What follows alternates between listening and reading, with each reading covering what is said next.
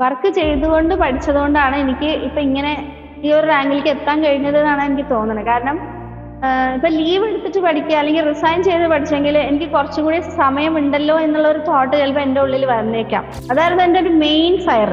അതായത് ഞാൻ പറഞ്ഞ പോലെ എൻറ്റയർലി ഡിഫറെന്റ് ആയ ഒരു ഫീൽഡിൽ നിന്ന് വരികയാണ്. സ്റ്റാർട്ട് ചെയ്തു, പഠിക്കാൻ തുടങ്ങി. അപ്പോ എനിക്ക് ചെയ്യുന്ന ക്വസ്റ്റ്യൻസ് ആദ്യം ആൻസർ ചെയ്യാൻ പറ്റുന്നില്ല. എന്നെ തന്നെ പറഞ്ഞു പഠിപ്പിച്ചൊരു കാര്യമാണ്, ഞാനാണ് ഇപ്പോ പഠിക്കാൻ ഈ എക്സാമിന് അപ്ലൈ ചെയ്തതിൽ ഏറ്റവും ലാസ്റ്റ് നിൽക്കുന്ന ആള്. ബിടെക്കിലും അല്ലെങ്കിൽ എംടെക്കിലും പഠിക്കുന്ന ഒരു സ്ട്രാറ്റജി അല്ല നമുക്കൊരു കോമ്പറ്റേറ്റീവ് എക്സാമിന് വേണ്ടേ. അപ്പൊ അതിനായിട്ട് നമ്മൾ ഇൻവോൾവ് ചെയ്തിരിക്കുകയാണെങ്കിൽ നമുക്ക് എക്സാംസ് ഒക്കെ എഴുതി നമുക്ക് സ്വയം മനസ്സിലാവും നമ്മുടെ ഇപ്പോഴത്തെ ലെവൽ എന്താ, അപ്പൊ അതിന് നമ്മൾ എത്രത്തോളം ഇമ്പ്രൂവ് ചെയ്യണം. അങ്ങനെ വെച്ച് നമ്മൾ സ്റ്റെപ്പ് ബൈ സ്റ്റെപ്പ് ആയിട്ട് തുടങ്ങിയാൽ ആർക്ക് വേണമെങ്കിലും ചെയ്യാം. ഞാൻ എന്നെ തന്നെ സെൽഫ് ഡൗട്ട് ചെയ്ത് കഴിഞ്ഞാല് പിന്നെ എനിക്കത് ഒന്നും ചെയ്യാൻ പറ്റില്ല. ഞാൻ ഒന്നാമത് ബാങ്കിങ് കാര്യങ്ങളും അതിലത്തെ പഠിത്തം മാത്രമേ അന്നൊക്കെ ചെയ്തിട്ടുണ്ടായുള്ളൂ. അപ്പോൾ എനിക്ക് ഈ ട്രെൻഡ് മനസ്സിലായത് ഇങ്ങനെ യൂട്യൂബ് വഴി ഞാൻ സാറിന്റെ വീഡിയോസ് കണ്ടായിരുന്നു, സ്കോറിന്റെ ക്ലാസ്സസ്. അതിലിങ്ങനെ അതൊക്കെ കേട്ടിട്ടാണ് നമുക്ക് ഈ ഒരു ട്രെൻഡ് മാറുന്നതിനെ പറ്റിയിട്ടും കുറച്ചും കൂടി ഗേറ്റ് ലെവലിൽ തന്നെയാണ് ക്വസ്റ്റ്യൻസ് PSCക്കും. പക്ഷെ ആദ്യമൊന്നും ഇങ്ങനെ അല്ല എന്നാണ് ഞാൻ കേട്ടിരുന്നത്. എക്സാമിന്റെ മുന്നേ എനിക്ക് 1-2 പ്രാവശ്യം റിവൈസ് ചെയ്യണമെങ്കിൽ എന്റെ നോട്ട്സ് തന്നെ വെച്ചിട്ടാണ് ഞാൻ റിവൈസ് ചെയ്തിരുന്നത്. അപ്പൊ നോട്ട് മേക്കിംഗ് വളരെ ഇമ്പോർട്ടന്റ് ആണ്. അപ്പൊ അതിനാണ് നേരത്തെ പഠിച്ചു തുടങ്ങുന്നത് നമ്മളെ ഹെൽപ്പ് ചെയ്യുന്നത്. അപ്പോഴും വേക്കൻസീസ് കുറവാണ്, കിട്ടില്ലയോ എന്ന് അറിയില്ല. പക്ഷെ എന്നാലും ഞാൻ ചെയ്യാത്തത് കൊണ്ട് കിട്ടിയിട്ടില്ല എന്നുള്ളൊരു കുറ്റബോധം ഉണ്ടാവരുത് എന്നുള്ള രീതിയിലാണ്. അപ്പൊ അതിന് എന്നെ ഫാമിലി ഭയങ്കരമായിട്ട് സപ്പോർട്ട് ചെയ്തിട്ടുണ്ട്. എസ്പെഷ്യലി ഹസ്ബൻഡിന്റെ കാര്യം എടുത്ത് പറയേണ്ട, ആളുടെ സപ്പോർട്ട് ഇല്ലാണ്ട് നമുക്കൊന്നും നടക്കില്ല. എന്റെ ഇൻലോസിന്റെ കൂടെ തന്നെയാണ് ഞാൻ താമസിച്ചത്. ഞാൻ കല്യാണത്തിന് ശേഷം ഫുൾ അവരുടെ കൂടെ തന്നെയാ. അപ്പോഴും അവരുടെ ഒരു ഹോൾ ഹാർട്ടഡ് സപ്പോർട്ടാണ്. സത്യം പറഞ്ഞാൽ അവർ ഇത്രയും സപ്പോർട്ട് ഉണ്ട്. അപ്പോൾ ഞാൻ എന്റെ 100% ഇട്ടിട്ടില്ലെങ്കിൽ അത് ഞാൻ അവരോടും കൂടി ചെയ്യുന്ന ഒരു അല്ലേ എന്നുള്ള ഒരു തോന്നൽ എനിക്ക് ഉണ്ടായിരുന്നു. ഞാൻ ആദ്യം സെൽഫ് പ്രിപ്പറേഷനിലാണ് തുടങ്ങിയത്. പക്ഷെ ഇപ്പോഴത്തെ ആ ഒരു എക്സാം ട്രെൻഡും പിന്നെ കുറച്ചും കൂടി നമുക്കൊരു ആ കോമ്പറ്റേറ്റീവ് നേച്ചർ എത്രത്തോളം ഉണ്ട് എന്ന് അറിയാൻ ഞാൻ സ്കോറിൽ ജോയിൻ ചെയ്തതിന് ശേഷമാണ് എക്സാംസ് ഒക്കെ എഴുതി വരുമ്പോൾ നമുക്ക് മൊത്തത്തിൽ റാങ്കിങ് അറിയാൻ പറ്റും. Where do we stand. ബാക്കിയുള്ള എന്റർടൈൻമെന്റ്സ് കട്ട് തന്നെ വേണം. ഒന്നും ഈസി അല്ല. ലൈഫിൽ നമുക്ക് വേണ്ട കാര്യങ്ങൾക്ക് നമ്മൾ ടൈം കൊടുക്കുക, അല്ലാത്ത കാര്യങ്ങൾക്ക് നമ്മൾ ടൈം വേണ്ടാതെ തന്നെ വെക്കുക. ഹസ്ബൻഡും കുട്ടികളും എല്ലാവരും ഞങ്ങള് ലൈക്ക് ഞാൻ ഇതിനിരിക്കുമ്പോ വേറെ സിനിമ അങ്ങനത്തെ കാര്യത്തിലൊന്നും ആരും പോയിട്ടില്ല. അങ്ങനെയൊക്കെ 1-1.5 വയസ്സിലെ ആള് കുറച്ച് നേരത്തെ ഉറങ്ങും. അപ്പൊ ഞാൻ ആ ഒരു സമയത്ത് സ്റ്റാർട്ട് ചെയ്യുമ്പോൾ എനിക്ക് ഒരു ദിവസം കറക്റ്റ് ഒരു ഫിക്സഡ് അവേഴ്സ് പഠിക്കാൻ പറ്റുമെന്ന് എനിക്ക് ഉറപ്പൊന്നുമില്ല. കാരണം ആളെപ്പോ വേണമെങ്കിൽ എണീക്കും. അങ്ങനെയൊക്കെ ആവുന്ന കേസിൽ ഞാൻ അന്ന് എന്താണോ പഠിക്കാൻ പറ്റുക അത് പഠിക്കുന്ന സമയത്ത് കറക്റ്റ് ആയിട്ട് കോൺസെൻട്രേറ്റ് ചെയ്തിരുന്ന് പഠിക്കും. അങ്ങനെ ആളവിടെ ഡ്രിപ്പ് കയറ്റി കിടക്കുമ്പോഴാണ് ഞാൻ ഒരു 2 ക്ലാസ് അവിടെ നിന്ന് കണ്ട് തീർത്തത്. ആളുടെ കൂടെ ഞാൻ ഉണ്ട്, അവന്റെ കൈ പിടിച്ച് ഞാൻ ഇരിക്കുകയാണ്. ആ സമയത്ത് ഞാൻ ഇങ്ങനെ ക്ലാസ് അറ്റൻഡ് ചെയ്തിട്ട് അങ്ങനെയൊക്കെ കുറച്ച് ചാലഞ്ചസ് വേണ്ടി വന്നു. മെയിനായിട്ട് നമ്മൾ ഒരു പ്രാവശ്യം തീരുമാനിച്ചു കഴിഞ്ഞാൽ നമുക്ക് എന്തെങ്കിലും ഒന്ന് അല്ലെങ്കിൽ നമ്മുടെ ഒരു ഡ്രീം ജോബ് ഉണ്ട്, അതിനു വേണ്ടി വർക്ക് ചെയ്യണം നമ്മൾ തീരുമാനിച്ചു കഴിഞ്ഞാൽ ആ ഒരു ഫയർ കളയാതിരിക്കാം.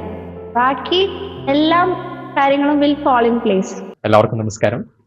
ഇന്നത്തെ ഇന്റർവ്യൂ സെഷനിൽ നമ്മൾ ഡിസ്കസ് ചെയ്യുന്നത് വളരെ ഡിഫറെന്റ് ആയിട്ടുള്ള ഒരു സക്സസ് സ്റ്റോറിയാണ്. സുരക്ഷിതമായ ഒരു ജോലി കയ്യിലുണ്ടായിരുന്നിട്ടും തിരക്കേറിയ ജോലി സമയവും കുടുംബജീവിതവും എല്ലാം ബാലൻസ് ചെയ്തുകൊണ്ട് കേരളത്തിൽ തന്നെ ഇലക്ട്രിക്കൽ എഞ്ചിനീയേഴ്സിന്റെ ഏറ്റവും ടഫസ്റ്റ് എക്സാം എന്ന് നമുക്ക് പറയാൻ പറ്റുന്ന അസിസ്റ്റന്റ് പ്രൊഫസർ എക്സാം ടോപ്പ് ചെയ്ത ഒരാളുമായാണ് ഇന്നത്തെ നമ്മുടെ സക്സസ് സ്റ്റോറീസ്.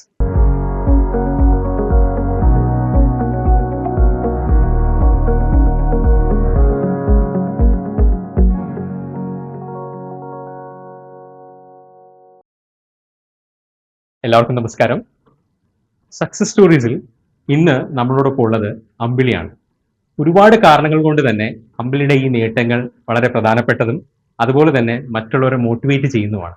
നമുക്ക് നേരിട്ട് തന്നെ അമ്പിളിയുടെ ഈ ഒരു PSC പ്രിപ്പറേഷൻ ജേർണി എങ്ങനെയായിരുന്നുവെന്നും അതിൽ ഫേസ് ചെയ്ത ബുദ്ധിമുട്ടുകൾ അതെങ്ങനെയാണ് ഓവർകം ചെയ്തതെന്നും ഈ അച്ചീവ്മെന്റിലേക്ക് എത്തിയ വഴികളിൽ എന്തൊക്കെയാണ് ഫേസ് ചെയ്തതെന്നൊക്കെ നേരിട്ട് ചോദിച്ചറിയാം.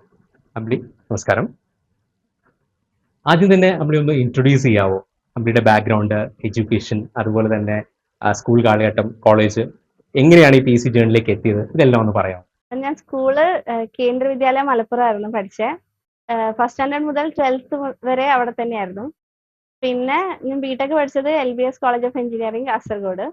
BTech from college of engineering Trivandrum. അപ്പൊ 17 സ്റ്റഡീസ് കഴിഞ്ഞിട്ട് ഒരു ജോലിക്ക് നോക്കാൻ വിചാരിക്കുമ്പോൾ നമുക്ക് പെട്ടെന്ന് നമ്മൾ പഠിച്ച ഒരു 1 ഇയറിനുള്ളിൽ കയറാൻ പറ്റുന്ന ഒരു ജോലി നോക്കുമ്പോൾ അത് ബാങ്കിങ് ഫീൽഡായിരുന്നു. അങ്ങനെ ഞാൻ ഫസ്റ്റ് കയറിയത് IBPS ക്ലിയർ ചെയ്തിട്ട് കാനറ ബാങ്കിലാണ് കയറിയത്.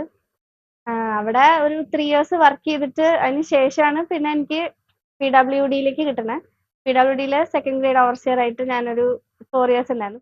എങ്ങനെയാണ് ഈ ഒരു, കാരണം ഓൾറെഡി നേരത്തെ പറഞ്ഞ പോലെ ഒരു ഗവൺമെന്റ് ജോലിയുണ്ട്, സ്റ്റേബിൾ ജോലിയാണ്. അപ്പൊ അതിൽ നിന്ന് AP വേണ്ടി പഠിക്കാം. കാരണം നമുക്കറിയാം AP എന്ന് പറയുമ്പോൾ അത്യാവശ്യം ഒരു കോമ്പറ്റീഷൻ വളരെ കൂടുതലുള്ള ഒരു പോസ്റ്റാണ്. കിട്ടാൻ അത്ര എളുപ്പമല്ല. കാരണം ഈ പറയുന്ന നമുക്ക് ഒരുപാട് സബ്ജക്ട്സ് പഠിക്കാനുണ്ട്. എല്ലാ കോർ സബ്ജക്ട്സും, അതും അത്യാവശ്യം നല്ല ലെവൽ ഓഫ് ക്വസ്റ്റ്യൻസ് എല്ലാം പ്രാക്ടീസ് ചെയ്യേണ്ടി വരും. അപ്പോൾ അൺസർട്ടനിറ്റി ഒരുപാടുള്ള ഒരു പ്രിപ്പറേഷൻ ജേർണിയിലേക്കാണ് നമ്മൾ എടുത്ത് ചാടുന്നത്. അപ്പോൾ ഓൾറെഡി ഒരു സ്റ്റേബിൾ ആയിട്ടുള്ള ഒരു ജോലിയും ഒക്കെ ഉണ്ടായിരുന്നിട്ടും ഈ ഒരു ജേർണിയിലേക്ക് സ്വിച്ച് ചെയ്യാം എന്ന് വിചാരിക്കുക. കാരണം അവിടെ ഒരു അൺസർട്ടനിറ്റി നേരത്തെ പറഞ്ഞതുപോലെ തന്നെ ഉണ്ട്. എങ്ങനെയാണ് ആ ഒരു തീരുമാനത്തിലേക്ക് എത്തുന്നത്? ബിടെക് പഠിച്ചത് ഇലക്ട്രിക്കൽ ആൻഡ് ഇലക്ട്രോണിക്സ് എഞ്ചിനീയറിംഗിലാണ്. അപ്പോൾ അന്ന് മുതൽ എനിക്ക് ആ ഫീൽഡിനോട് ഭയങ്കര ഒരു ഇഷ്ടമുണ്ട്. എനിക്ക് ചെയ്യുന്ന നമ്മൾ മെഷീൻസ് ലാബ് ആണെങ്കിലും എല്ലാം എനിക്ക് ഭയങ്കര ഇഷ്ടത്തോടെ ഞാൻ ചെയ്ത ഒരു ഫീൽഡ് ആയതുകൊണ്ട് എനിക്ക് എന്റെ ഫീൽഡിൽ വർക്ക് ചെയ്യണമെന്ന് ഭയങ്കര ഒരു ആഗ്രഹം ഉണ്ടായിരുന്നു. അതുകൊണ്ടാണ് എനിക്കപ്പോ ബിടെക് കഴിഞ്ഞിട്ട് എനിക്ക് പ്ലേസ്മെന്റ് കിട്ടിയായിരുന്നു. പക്ഷെ ഞാൻ അത് IT ഫീൽഡ് ആയതുകൊണ്ട് അന്ന് ജോയിൻ ചെയ്തില്ല. കാരണം എനിക്ക് ഈ ഫീൽഡിൽ വേണം എന്നുള്ള ഒരു ആഗ്രഹം കൊണ്ടാണ്. അങ്ങനെയാണ് കാനറ ബാങ്കിൽ വർക്ക് ചെയ്തുകൊണ്ടിരിക്കുമ്പോഴും 2020 ഇൻസ്പെക്ടറേറ്റ് ആൻഡ് PWD-യുടെ നോട്ടിഫിക്കേഷൻ കണ്ടപ്പോൾ ഞാൻ അപ്ലൈ ചെയ്തത്. അന്ന് ഞാനിപ്പോ PWD സെക്കൻഡ് ഗ്രേഡ് ഓവർസിയർ കിട്ടുമോ ഇല്ലയോ എന്നൊന്നും എനിക്ക് അറിയണ്ടായിരുന്നില്ല. അപ്പൊ 2020 ഞാൻ കാനറ ബാങ്കിൽ വർക്ക് ചെയ്യായിരുന്നു. അപ്പോഴാണ് അതിലേക്ക് എനിക്ക് എന്റെ ഒരു ആഗ്രഹത്തിന്റെ പുറത്താണ് ഞാൻ അത് അപ്ലൈ ചെയ്യുന്നതും. പഠിക്കാൻ പറ്റുമോന്നും അറിയില്ല. ഒന്നാമത് ഇപ്പൊ ഒരു ടച്ച് ഇല്ലാതിരിക്കുമ്പോ അങ്ങനെയാണ് അതിലേക്കുള്ള തുടക്കം. അപ്പോൾ ഈ നേരത്തെ പറഞ്ഞതുപോലെ ഒരു ഓൾറെഡി ബാങ്ക് ജോലി ചെയ്യാണ്. അപ്പോൾ നമ്മുടെ സബ്ജക്റ്റിനൊക്കെ കംപ്ലീറ്റ്ലി ടച്ച് വിട്ടു പോയില്ലേ? അപ്പോൾ ലിറ്ററലി 0 എന്നാണ് സ്റ്റാർട്ട് ചെയ്തത്. അപ്പൊ ഈ 0 സ്റ്റാർട്ട് ചെയ്ത് ഈ ഇലക്ട്രിക്കലുകാർക്ക് കിട്ടാവുന്ന ഏറ്റവും നല്ലൊരു ജോലി അവിടേക്ക് എത്താനായിട്ടുള്ള ജേർണി, അപ്പൊ ആ ഒരു കോൺഫിഡൻസ് എവിടെ നിന്നാണ് കിട്ടിയത്? ആദ്യമേ ഉണ്ടായിരുന്നോ? അല്ലെങ്കിൽ സെൽഫ് ഡൗട്ട് ഉണ്ടായിരുന്നോ? ആ ഒരു അൺസർട്ടൺ ആയിട്ടുള്ള ആ മൊമെന്റ്സ് ഉണ്ടാവുമല്ലോ, അല്ലെങ്കിൽ നമ്മുടെ ഡിസിഷൻസ് ഉണ്ടാവുമല്ലോ, അതെങ്ങനെയാണ് എടുത്തത്? സത്യം പറഞ്ഞാല് ഒരു ജോലിയിൽ ഇരിക്കുമ്പോൾ നമുക്ക് കുറച്ചൊരു ധൈര്യം എന്താന്ന് വെച്ചാൽ നമ്മളെ കൊണ്ട് മാക്സിമം ചെയ്യാൻ ഇൻ കേസ് എനിക്ക് പറ്റിയില്ലെങ്കിലും എനിക്കൊരു ബാക്കപ്പ് ഓപ്ഷൻ ഉണ്ട്. പക്ഷെ ചെയ്തിട്ട് അവസാനം സക്സസ് ആയിട്ടില്ലെങ്കിൽ അതും നമുക്ക് വളരെ വിഷമാണ്. കാരണം ഇപ്പൊ ഒരു ജോലിയിലിരിക്കുമ്പോൾ എനിക്ക് അന്നൊരു കുഞ്ഞുണ്ട്. അപ്പൊ അവന്റെ കാര്യങ്ങളും ഈ ജോലിയും എല്ലാം കൂടെ മെയിൻറ്റെയിൻ ചെയ്തിട്ട് എനിക്ക് പഠിക്കാൻ പറ്റുമോന്നും എനിക്ക് ആദ്യം ഒരു ഇതുണ്ടായിരുന്നില്ല. പക്ഷെ ചെയ്യാൻ പറ്റുന്നതിന് മാക്സിമം ചെയ്യാം എന്നൊരു ഡിസിഷൻ സ്വയം എടുത്തു. അപ്പൊ അതിന് എന്റെ ഫാമിലിയും സപ്പോർട്ടായിരുന്നു. അങ്ങനെയാണ് തുടങ്ങിയത്.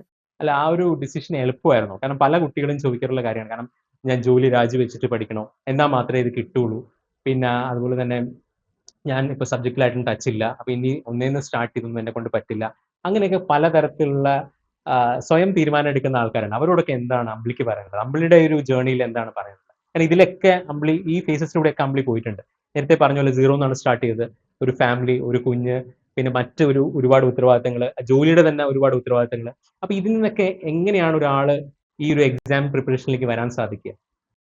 ആ ഒരു മോട്ടിവേഷൻ എന്റെ സെൽഫ് മോട്ടിവേഷൻ തന്നെയാണ്. കാരണം നമ്മൾ ഒരു ജോലിയിലും കൂടി ഇരിക്കുമ്പോൾ എനിക്ക് ഇനി വേറെ ഒന്ന് ചെയ്യണം, അല്ലെങ്കിൽ നീ വേറെ ഒന്ന് ചെയ്യുന്ന നമ്മളോട് ഇപ്പൊ വേറെ ആരും പറയില്ല. പക്ഷെ നമുക്ക് സ്വയം അങ്ങനെ ഒരു ആഗ്രഹം ഉണ്ടെങ്കിൽ അത് നമ്മൾ ചെയ്യാൻ റെഡി ആവും തന്നെയാണ് എനിക്ക് തോന്നുന്നത്. വേറെ ആരും നമ്മളെ മോട്ടിവേറ്റ് ചെയ്യില്ല.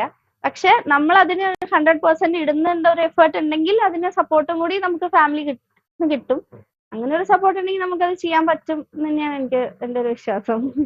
ഇനി ഈ ഒരു PSC വരുന്ന കുട്ടികൾ പലരും ചിന്തിക്കുന്ന ഒരു കാര്യമാണ്, സ്കൂളിൽ ടോപ്പർ ആയവർക്ക് മാത്രമേ പറ്റുള്ളൂ, അല്ലെങ്കിൽ കോളേജിൽ ടോപ്പർ ആയിരിക്കണം, അല്ലെങ്കിൽ മൊത്തത്തിൽ അങ്ങനെ ടോപ്പേഴ്സിന് മാത്രം എത്തിപ്പെടാൻ പറ്റുന്ന ഒരു ഇതാണ് PSCയിലൂടെ ഒരു ജോലി എന്ന്.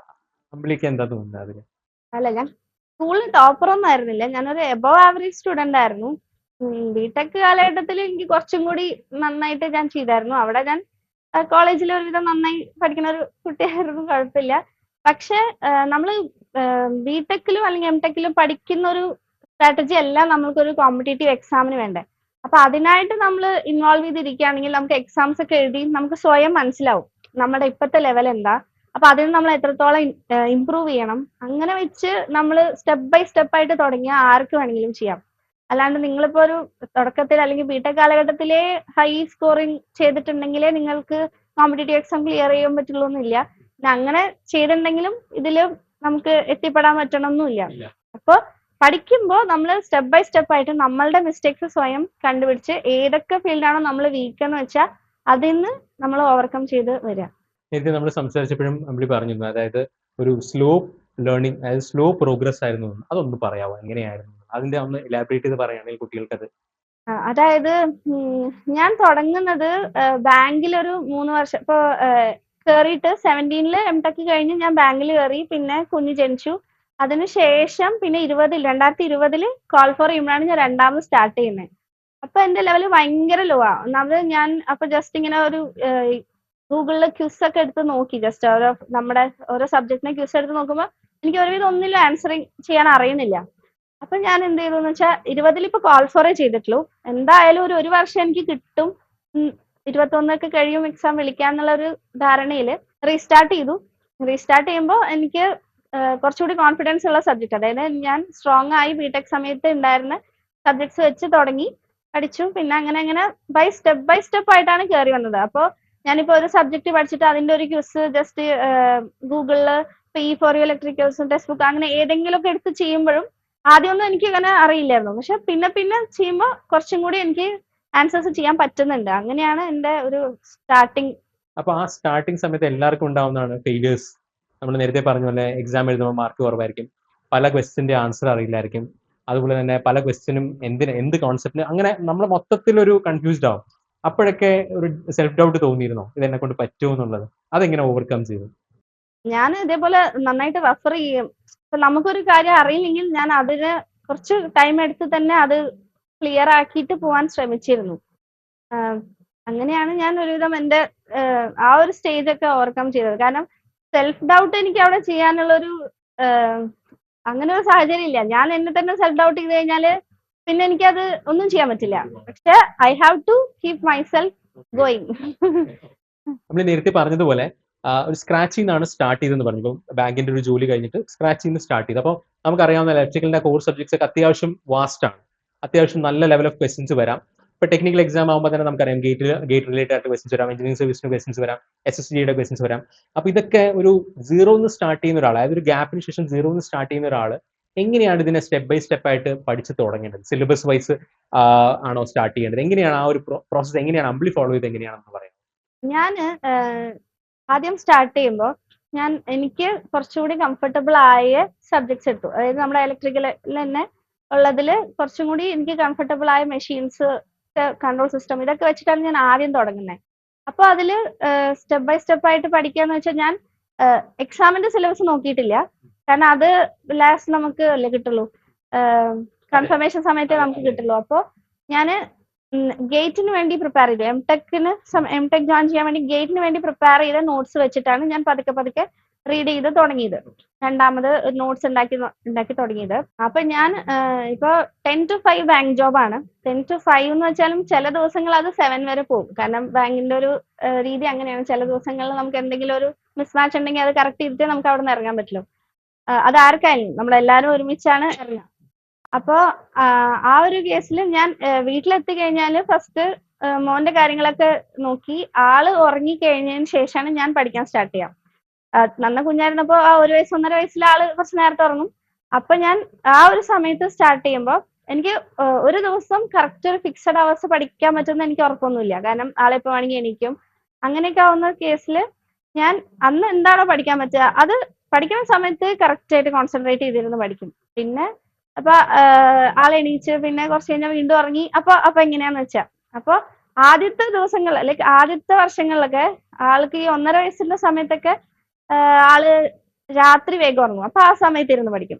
ആള് കുറച്ചൊരു 2 വയസ്സ് 2.5 വയസ്സായപ്പോ ആള് രാത്രി പതുക്കെ ഉറങ്ങുള്ളൂ, പക്ഷെ രാവിലെ കുറെ നേരം ഉറങ്ങും. അപ്പൊ ഞാൻ ആ സമയത്ത് പഠിക്കും. അങ്ങനെ എനിക്കൊരു ഫ്ലെക്സിബിൾ ആയിരുന്നു എന്റെ അവേഴ്സ്. അല്ലാണ്ട് ഇല്ല അങ്ങനെ പറ്റുണ്ടാവില്ല. പക്ഷെ പറ്റുന്ന സമയം ഞാൻ ഫുള്ളി ഡെഡിക്കേറ്റഡ് ആയിട്ടിരുന്ന് നോക്കും. ഈ പഠിക്കുന്ന കാര്യങ്ങളൊക്കെ നോട്ട് മേക്കിംഗ് ഒക്കെ എങ്ങനെയാണ്? നോട്ട് മേക്കിംഗ് ഇമ്പോർട്ടന്റ് ആണ്. ഞാൻ എല്ലാ ഇന്റർവ്യൂവിലും ചോദിക്കുന്ന ഒരു കാര്യമാണ് നോട്ട് മേക്കിംഗിന്റെ ഇമ്പോർട്ടൻസ്. അപ്പോൾ ഇതുവരെ സംസാരിച്ചിട്ടുള്ള എല്ലാവരും നോട്ട് വെച്ചിട്ട് തന്നെയാണ് പഠിച്ചത്. നോട്ട് ഇല്ലാതെ അവർക്ക് ചിന്തിക്കാൻ പോലും പറ്റില്ലെന്നാണ് പറയാം. എന്താണ് അമ്പിളിയുടെ ഒരു ടേക്ക് എന്താണ് ഒരു നോട്ട് മേക്കിംഗ് സ്വന്തമായിട്ട് എഴുതുന്ന നോട്ടിൽ എന്താണ്?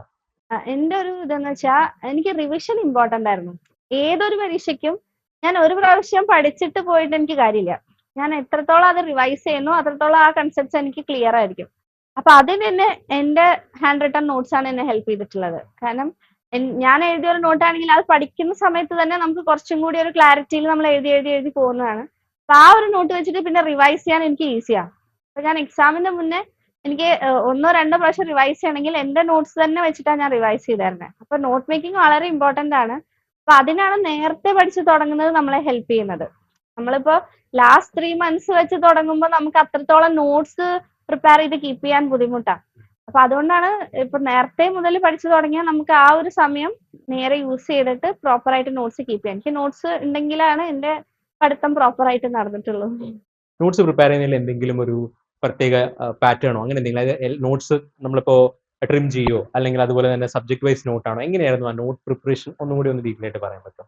ഞാൻ സബ്ജക്ട് വൈസ് തന്നെയാണ് നോട്ട്സ് കീപ്പ് ചെയ്തായിരുന്നത്. ഓരോ സബ്ജക്റ്റിനും എനിക്ക് ഓരോ നോട്ട് ഉണ്ട്. അത് ഞാൻ പ്രോപ്പർ ആയിട്ട് പിന്നെ എല്ലാ നോട്ടിന്റെയും ഫ്രണ്ട് പേജ് ഞാൻ കുറച്ച് ഒരു പേജ് ഞാൻ വിടും. കാരണം ഇപ്പൊ നമ്മളെ പ്രോബ്ലം സോൾവിങ്ങിനൊക്കെ നമുക്ക് വേണ്ട കുറച്ച് കീ പോയിന്റ്സ് ഉണ്ടാവുമല്ലോ. അപ്പൊ സിമ്പിൾ ആയിട്ട് പറയുകയാണെങ്കിൽ റൂട്ട് 3 വാല്യൂസ് അങ്ങനത്തെ കാര്യങ്ങളൊക്കെ ഞാൻ നോട്ട് ചെയ്യാൻ വേണ്ടിയിട്ട് ഫ്രണ്ട് പേജ് ഞാൻ ലീവ് ചെയ്യും. എന്നിട്ടാണ് ഞാൻ ബാക്കിയുള്ളതിൽ പ്രോപ്പർ ആയിട്ട് നോട്ട് എഴുതി പോവാം. അത് ഞാൻ ഇങ്ങനെ പ്രോപ്പർ ആയിട്ട് ഡിഫറെന്റ് കളേഴ്സ് പെന്നൊക്കെ യൂസ് ചെയ്ത് കുറച്ച് നന്നായിട്ട് കീപ്പ് ചെയ്താലേ നമുക്ക് പിന്നെ റെഫർ ചെയ്യുമ്പോൾ കുറച്ചും കൂടി കൺവീനിയന്റ് ആവുള്ളൂ. നമ്മളിപ്പോ കോളേജിൽ ബിടെക് എംടെക് ഒക്കെ നമ്മൾ പഠിക്കാറുണ്ടല്ലോ, അപ്പൊ അതിൽ നിന്ന് എത്രത്തോളം ഡിഫറെന്റ് ആണ് പി എസ് സിയുടെ പ്രിപ്പറേഷൻ, അതൊന്ന് പറയാമോ? നമുക്ക് അവിടെ ബിടെക് എംടെക്കിലൊക്കെ നമ്മൾ എഴുതുമ്പോൾ നമുക്ക് ഡിസ്ക്രിപ്റ്റീവ് ആണ്. അപ്പൊ നമുക്കൊരു ഐഡിയ വെച്ച് പിന്നെ നമ്മൾക്ക് ഇങ്ങനെ എഴുതി അങ്ങനെ പോവാം. പക്ഷെ ഇവിടെ എന്ന് വെച്ചാൽ കുറച്ചുകൂടി ക്ലാരിറ്റി വേണം. നമുക്ക് കാര്യങ്ങള് പെട്ടെന്ന് നമുക്ക് ആ ക്വസ്റ്റ്യൻ കാണുമ്പോൾ, കാരണം ഇവിടെ ഓപ്ഷൻസ് കാണുമ്പോൾ നമുക്ക് എല്ലാതും ഏകദേശം സെയിം ആയിരിക്കും ഓപ്ഷൻസ്. അപ്പൊ നമുക്കതൊരു ക്രിസ്റ്റൽ ക്ലിയർ ആയിട്ട് നമുക്ക് ആ ഒരു ടോപ്പിക്കിന്റെ ക്ലാരിറ്റി ഉണ്ടെങ്കിൽ നമുക്ക് കറക്റ്റ് ആയിട്ട് പിക്ക് ചെയ്യാൻ പറ്റുള്ളൂ. ഇപ്പൊ സ്റ്റേറ്റ്മെന്റ് ക്വസ്റ്റ്യൻസും കൂടുതൽ വരികയാണ്. അതെ അതെ അതെ. അപ്പൊ അതിലും ഈ ഇപ്പൊ എഴുതിയ AP എക്സാംസ് കുറച്ച് നല്ല ക്വാളിറ്റി ക്വസ്റ്റ്യൻസ് ആയിരുന്നു. അപ്പൊ അതിലും പെട്ടെന്ന് നമുക്ക് ആ ഒരു ക്ലാരിറ്റി ഓഫ് കൺസെപ്റ്റ് ഉണ്ടെങ്കിലേ നമുക്ക് അത് പ്രോപ്പർ ആയിട്ട് ആൻസർ ചെയ്യാൻ പറ്റുള്ളൂ. അത് PSC പ്രിപ്പറേഷന് ഉള്ള ഒരു മെയിൻ പോയിന്റ് ആണ്. നമ്മൾ പ്രിപ്പയർ ചെയ്യുമ്പോൾ അത് ശ്രദ്ധിച്ച് തന്നെ പോകണം. ഇപ്പത്തെ ആ ഒരു മാറുന്ന ട്രെൻഡും നമ്മൾ കുറച്ചുകൂടെ മനസ്സിലാക്കി അങ്ങനെ പഠിച്ചു പോയാൽ നമുക്ക് കുറച്ചുകൂടി ഈസി ആയിരിക്കും കാര്യങ്ങൾ. ഈ PSCയുടെ ഇപ്പോൾ 2020 പോസ്റ്റ് കോവിഡ് നടന്ന എക്സാംസിന്റെ ഒക്കെ ഒരു ട്രെൻഡ് കംപ്ലീറ്റ്ലി ഡിഫറെന്റ് ആണ്. അപ്പൊ ആ ട്രെൻഡ് നേരത്തെ കൂട്ടി അറിയാമായിരുന്നു, അല്ലെങ്കിൽ അത് വെച്ചിട്ട് തന്നെ അങ്ങ് അത് മുന്നിൽ കണ്ടിട്ട് തന്നെയാണോ പ്രിപ്പയർ ചെയ്തത്, അതൊന്ന് പറയാമോ? ഇല്ല, കാരണം ഞാൻ ഒന്നാമത് ബാങ്കിങ് കാര്യങ്ങളും അതിലത്തെ പഠിത്തം മാത്രമേ അന്നൊക്കെ ചെയ്തിട്ടുണ്ടായുള്ളൂ. അപ്പൊ എനിക്ക് ഈ ട്രെൻഡ് മനസ്സിലായത് ഇങ്ങനെ യൂട്യൂബ് വഴി ഞാൻ സാറിന്റെ വീഡിയോസ് കണ്ടായിരുന്നു, സ്കോറിന്റെ ക്ലാസ്സസ്. അതിലിങ്ങനെ അതൊക്കെ കേട്ടിട്ടാണ് നമുക്ക് ഈ ഒരു ട്രെൻഡ് മാറുന്നതിനെ പറ്റിയിട്ടും കുറച്ചും കൂടി ഗേറ്റ് ലെവലിൽ തന്നെയാണ് ക്വസ്റ്റ്യൻസ് PSCക്കും. പക്ഷെ ആദ്യമൊന്നും ഇങ്ങനെ അല്ല എന്നാണ് ഞാൻ കേട്ടിരുന്നത്. പക്ഷെ ഇപ്പൊ അങ്ങനെ ഒരു ഗേറ്റ് ലെവലിൽ നമ്മൾ എംടെക് ലൈക് ഗേറ്റ് ക്ലിയർ ചെയ്യാൻ വേണ്ടി എഴുതുന്ന ഒരു രീതിയിൽ തന്നെ നമ്മൾ പഠിക്കണം എന്നുള്ള കാര്യങ്ങളൊക്കെ എനിക്ക് മനസ്സിലായത് സ്കോറിന്റെ ക്ലാസ്സസ് ഒക്കെ ഞാൻ അറ്റൻഡ് ചെയ്ത് തുടങ്ങിയപ്പോഴാണ്. ഇനി ഫ്യൂച്ചറിൽ പഠിക്കുന്ന ഇപ്പോഴും കുറെ കുട്ടികൾ PYQs മാത്രം, അതായത് പഴയ ക്വസ്റ്റ്യൻസ് മാത്രം നോക്കി പഠിക്കുന്നവരുണ്ട്. അത് അവരോട് എന്താ അമ്പിളിക്ക് പറയാനുള്ളത്? ഇപ്പൊ കഴിഞ്ഞ 1-2 എക്സാംസിന്റെ പേപ്പേഴ്സ് ഒന്ന് റെഫർ ചെയ്താൽ തന്നെ നമുക്ക് മനസ്സിലാവും. ഇപ്പൊ ഈ AP പേപ്പറും പിന്നെ ഇപ്പൊ അടുത്ത് നടന്ന 1-2 ഇലക്ട്രിക്കൽ ആൻഡ് ഇലക്ട്രോണിക്സിലെ PSC എക്സാം പേപ്പേഴ്സും കണ്ടാൽ നമുക്ക് മനസ്സിലാവും. നമ്മൾ പഠിക്കേണ്ട രീതി കുറച്ചും കൂടി അപ്ഗ്രേഡ് ചെയ്യണം.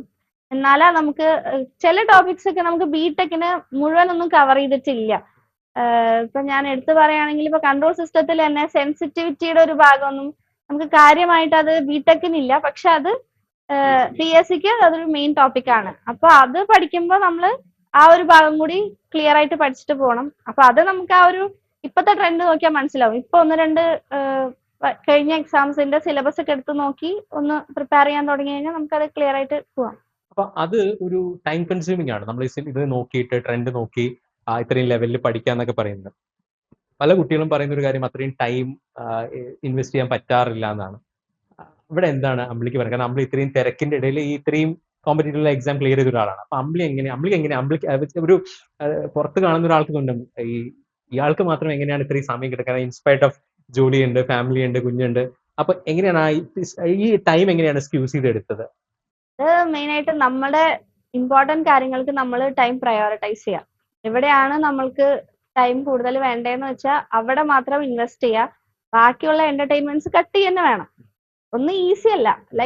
ലൈഫിൽ നമുക്ക് വേണ്ട കാര്യങ്ങൾക്ക് നമ്മൾ ടൈം കൊടുക്കുക, അല്ലാത്ത കാര്യങ്ങൾക്ക് നമ്മൾ ടൈം വേണ്ടാന്ന് തന്നെ വെക്കുക. അതായത് ഇപ്പൊ എന്റെ കാര്യത്തിൽ പറയുകയാണെങ്കിൽ വീട്ടിൽ വരിക, മോന്റെ കാര്യങ്ങളൊക്കെ നോക്കുക, അതിനുശേഷം ഇരുന്ന് പഠിക്കുക. ഈ എക്സാം ടൈമിലേക്ക് ആ ഒരു ലാസ്റ്റ് 3 months നമ്മൾ മൊബൈൽ സ്ക്രോളിംഗ് ഒഴിവാക്കുക, അതൊക്കെ ഞാൻ ചെയ്തിട്ടുണ്ട്. കാരണം അങ്ങനെയൊക്കെ ചെയ്യുമ്പോഴാണ് നമുക്ക് ആവശ്യത്തിന് നമ്മുടെ മെമ്മറിയും കാര്യങ്ങളും നമുക്ക് വേണ്ട കാര്യത്തിന് മാത്രമായിട്ട് യൂസ് ചെയ്യാൻ പറ്റുള്ളൂ. പിന്നെ ഇപ്പൊ അങ്ങനത്തെ ഡിസ്ട്രാക്ഷൻസ് എല്ലാം ഒഴിവാക്കുക. കുറച്ച് എന്റർടൈൻമെന്റ്സ് ഞങ്ങൾ കട്ട് ചെയ്തു. എന്റെ ഫാമിലി തന്നെ, ഹസ്ബൻഡും കുട്ടികളും എല്ലാരും ഞങ്ങള് ലൈക്ക് ഞാൻ ഇതിനിരിക്കുമ്പോ വേറെ സിനിമ അങ്ങനത്തെ കാര്യത്തിലൊന്നും ആരും പോയിട്ടില്ല. അങ്ങനെയൊക്കെ കുറച്ച് കാര്യങ്ങൾ നമ്മൾക്ക് എന്താണോ ഇമ്പോർട്ടന്റ് എന്ന് മനസ്സിലാക്കിയിട്ട് അതിന് മാത്രം ടൈം സ്പെൻഡ് ചെയ്താൽ എല്ലാത്തിനും നമുക്ക് വേണ്ട കാര്യങ്ങൾക്ക് സമയമുണ്ട്. നമ്മുടെ ഈ ഒരു PSC ജേർണിയിൽ നമുക്ക് ഒരുപാട് ചലഞ്ചസ് വന്നിട്ടുണ്ടാവും. അപ്പൊ അതിൽ ഓർത്തെടുക്കാൻ പറ്റുന്ന ഒരു റിയൽ ചലഞ്ച് എന്താണ് എന്ന് പറയാൻ പറ്റും? എനിക്ക് ഈ ഇൻസ്പെക്ടറേറ്റിന്റെ സമയത്താണ് ഞാൻ പറഞ്ഞില്ല, ആദ്യം ഞാൻ തുടങ്ങിയിട്ട് ഈ 2021 ഇതിന്റെ കോൾ ഫോർ ലൈക്ക് കൺഫർമേഷൻ ചോദിച്ചതിന് ശേഷം ആ 3 months ഞാൻ സ്കോറിന്റെ ക്രാഷ് കോഴ്സ് എടുത്ത് പഠിക്കാം. അതുവരെ ഞാൻ ജസ്റ്റ് മുന്നേ ഗേറ്റിന് പഠിച്ച കാര്യങ്ങളൊക്കെ വെച്ച് ഇങ്ങനെ തുടങ്ങിയിട്ടേ ഉള്ളൂ. അപ്പോഴും എനിക്ക് നല്ല ടെൻഷൻ ഉണ്ട്. കാരണം ഞാനാണ് ഇപ്പൊ ലിസ്റ്റ് നിന്ന് ലാസ്റ്റ് തുടങ്ങുന്നേ. അപ്പൊ ഞാൻ എവിടെയും എത്തിയിട്ടില്ല. കാരണം ഒന്നും എനിക്ക് തറോ ആയിട്ടില്ല സബ്ജക്ട്സ് ഒന്നും. ഇനി 3 months ഉള്ളൂ. ക്രാഷ് കോഴ്സ് ഞാൻ ജോയിൻ ചെയ്തു. അവിടെ ക്ലാസ്സസും ഇങ്ങനെ ആസ് പെർ ടൈം ടേബിൾ വരുന്നുണ്ട്.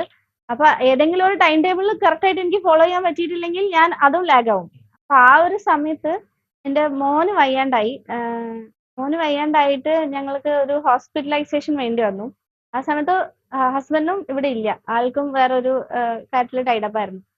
ആ സമയത്ത് ഇതേപോലെ പോയിട്ട് ഹോസ്പിറ്റലിൽ പോയി ഡോക്ടർ പറഞ്ഞു അഡ്മിറ്റ് ചെയ്യണം. അങ്ങനെ അഡ്മിറ്റ് ചെയ്തപ്പോൾ എനിക്ക് അന്നൊരു ക്ലാസ് ഉണ്ട്. അന്ന് വൈകിട്ട് ഒരു ക്ലാസ് വരുന്നുണ്ട്, സ്കോറിൽ അപ്ലോഡ് ആവും.